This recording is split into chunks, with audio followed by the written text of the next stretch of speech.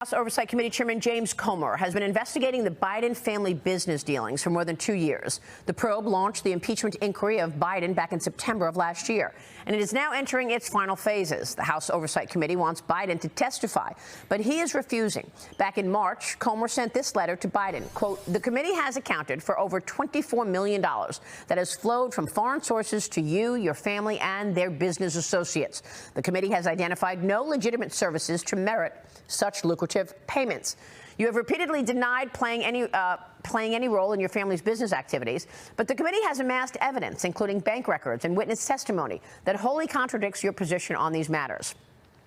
The committee has identified and successfully traced money from foreign transactions, including from China, straight to your bank accounts. Certain checks have been described as loan repayments. However, the person who provided you free bookkeeping during your time as vice president did not remember any evidence of a loan from your accounts." Joining me now is the man himself leading this investigation, Kentucky Congressman and Chairman of the House Oversight Committee, James Comer. Mr. Chairman, thanks so much for joining us this morning. Good morning, Maria. Where does this investigation stand?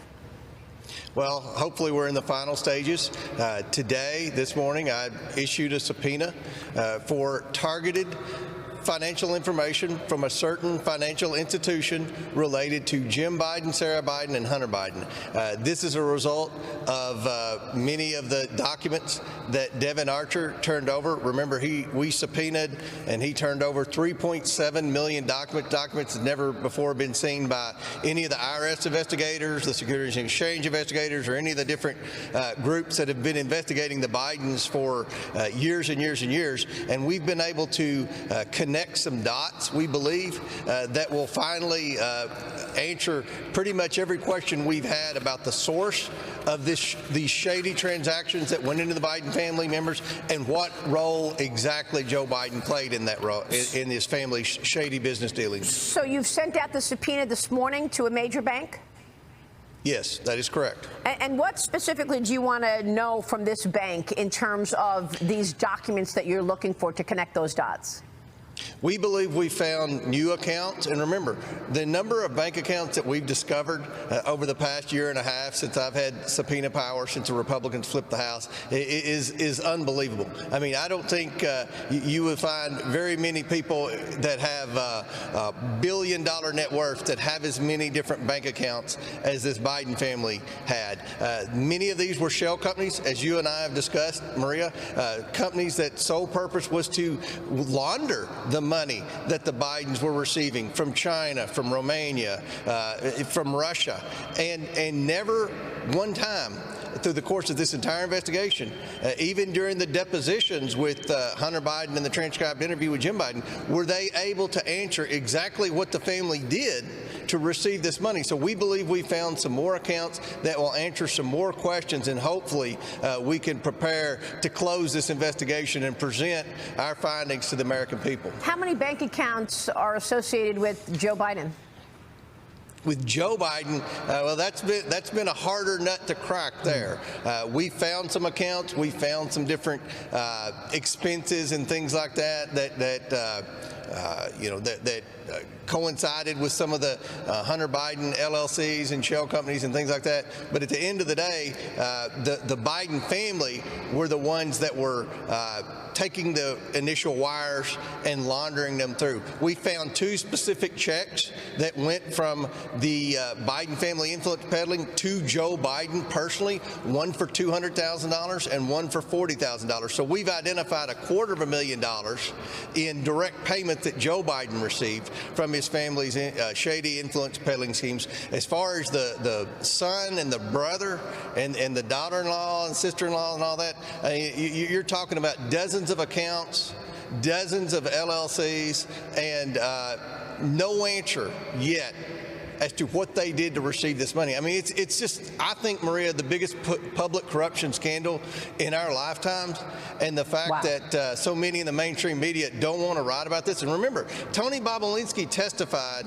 at our last hearing that what the money was from China was a bribe from the government of China to the Biden family, that there was no legitimate business there. So I think we found a lot of information. Hopefully this subpoena will be some of the last last bits of information that we have to be able to finalize this report and present it to the American people. I have the Tony Bobulinski transcript in front of me. It is really damning. But look, you've made a couple of comments this morning. You said money laundering. You said bribery. You said influence peddling. Obviously, Mr. Chairman, these are very, very serious charges. And the White House is denying it. How will you prove it? Yeah. Well, we're going to present the American people with a report, hopefully very soon. And there are going to be a lot of footnotes in this report. There's a lot of hard evidence, bank statements, emails, sworn testimony. And remember, Maria, I have given both the president and the president's son an opportunity to come in front of Congress and come in front of the House Oversight Committee and explain themselves. They know exactly what we want. And with respect to Joe Biden, I understand he probably wouldn't want to go in front of the House Oversight Committee. We sent him a letter with specific questions to give him an opportunity to answer these questions. He has refused to do so. Merrick Garland has obstructed our investigation time and time again. That's why later today, we plan, along with the House Judiciary Committee, to hold Merrick Garland in contempt of Congress. I mean, we're serious about trying to hold this administration and this family accountable for wrongdoing. Yeah, I've got the letter in front of me, and you ask questions like, have you met, spoken to, or otherwise interacted with Jonathan Lai of Bohai Industrial Fund or Bohai Harvest Rosemont? Have you met or spoken to or otherwise interacted with Yi Jianming of CEFC? I assume you know the answers to these questions.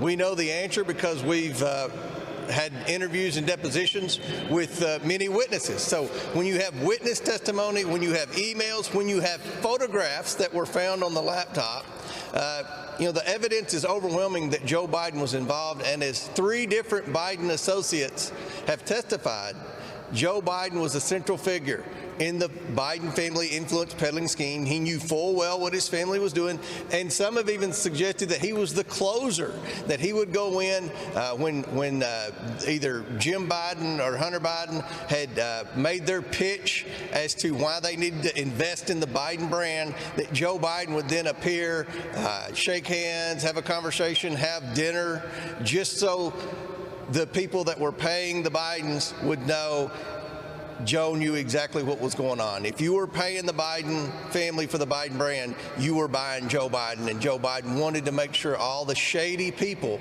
who sent the shady wire transfers through all the LLCs to the Biden family, they wanted to know that Joe Biden was front and center, and I think that the evidence will prove that. Again, very, very serious charges about the commander-in-chief, particularly now when we are in 2 wars around the world, and we're wondering if, in fact, we should be seeing different policy with regard to communist China.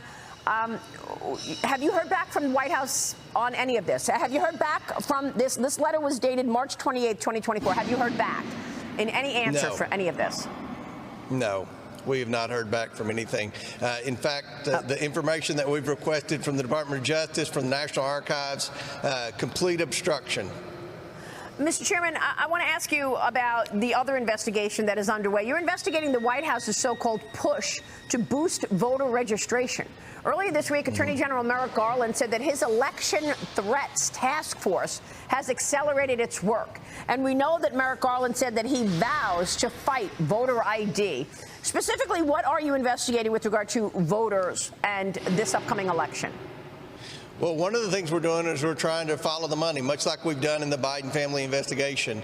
We're trying to identify bank accounts that we can subpoena to see who's paying for many of these campus protests, voter registration drives, things to influence the election. We know that the White House, the Department of Justice, the FBI, they're doing everything they can to try to come up with some kind of Russian collusion. You know, Maria, they've been on that for a long time. But we know that there are millions and millions of Americans that have crossed our southern border illegally. We believe that one of the reasons for this is the Democrats hope to get many of these voters, in fact, in some of these swing states, registered to vote in time to have an impact on the presidential race. So we're closely identifying the voter rolls in certain states. We're trying to follow the money to see who's paying for many of these political activities that would involve illegal voters, and we're going to do everything we can to ensure that we have a safe and fair election this fall.